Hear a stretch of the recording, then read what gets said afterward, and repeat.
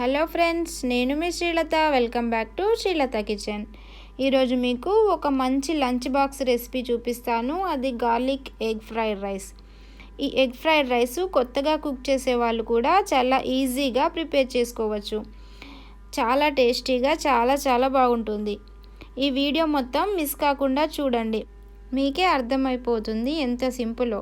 మరి ఈ రైస్ని ప్రిపేర్ చేయడానికి ఎక్కువ ఇంగ్రీడియంట్స్ కూడా అవసరం లేదు. మరి లేట్ చేయకుండా మరి ఈ టేస్టీ గార్లిక్ ఎగ్ ఫ్రైడ్ రైస్ని ఎలా తయారు చేసుకోవాలో ప్రాసెస్ ఏంటో ఇప్పుడు చూసేద్దాం. ముందుగా 2 కప్స్ రైస్ని ఈ విధంగా పొడిగా ఉడికించుకొని తీసుకోవాలి. నేను ఇక్కడ బాస్మతి రైస్ని తీసుకున్నాను. కావాలంటే మీరు సోనా మసూరి రైస్ కూడా తీసుకోవచ్చు.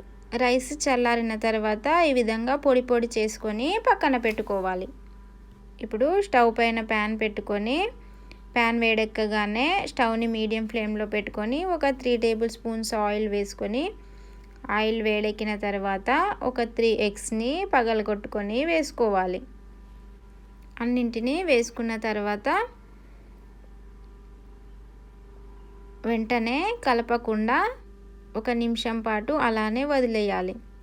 1 నిమిషం తర్వాత వీడియోలో చూపించిన విధంగా గరిటెతో ఈ విధంగా ఎగ్స్ని కట్ చేసుకోవాలి. మరి చిన్నగా కాకుండా కొంచెం పెద్ద పీసెస్ కట్ చేసుకోవాలి. ఒక 2 నిమిషాలు బాగా ఫ్రై అయిన తర్వాత 1 టేబుల్ స్పూన్ గార్లిక్ పేస్ట్ని వేసుకొని గార్లిక్ ఫ్రై అయ్యేంత వరకు ఒక 3 నుంచి 4 నిమిషాల పాటు బాగా ఫ్రై చేసుకోవాలి. ఫ్రై చేసుకున్న తర్వాత రుచికి సరిపడా సాల్ట్, అలాగే 1/2 స్పూను మిరియాల పొడి వేసుకొని మొత్తాన్ని ఒకసారి కలుపుకోవాలి. కలుపుకున్న తర్వాత ఇక్కడ నేను 2 కప్స్ రైస్ తీసుకున్నాను కదా, 2 టేబుల్ స్పూన్స్ కారం సరిపోతుంది. ఒకవేళ మీరు ఎక్కువగా స్పైస్ కావాలనుకుంటే ఇంకా కొద్దిగా యాడ్ చేసుకోవచ్చు. వేసుకొని మొత్తాన్ని బాగా కలుపుకొని ఇప్పుడు మనం పక్కన పెట్టుకున్న రైస్ని యాడ్ చేసుకోవాలి. యాడ్ చేసుకొని నిదానంగా మొత్తాన్ని కలుపుకోవాలి. ఇప్పుడు స్టవ్ ఆఫ్ చేసుకొని ఒక అరముక్క నిమ్మరసాన్ని యాడ్ చేసుకోవాలి. ఇలా నిమ్మరసాన్ని యాడ్ చేయడం వలన రైస్ చాలా టేస్టీగా చాలా బాగుంటుంది. అంతే, చాలా సింపుల్గా garlic egg fried rice ready అయిపోయింది. చూసారు కదా, చాలా సింపుల్ కదా. ఈ రైస్ని బ్యాచిలర్స్ కూడా చాలా సింపుల్గా ప్రిపేర్ చేసుకోవచ్చు.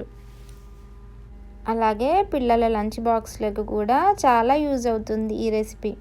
పిల్లలు కూడా చాలా ఇష్టపడి తింటారు. అలాగే ఈ రైస్ని ప్రిపేర్ చేయడానికి టైం కూడా చాలా తక్కువ పడుతుంది. అలాగే టేస్ట్ కూడా అదిరిపోతుంది.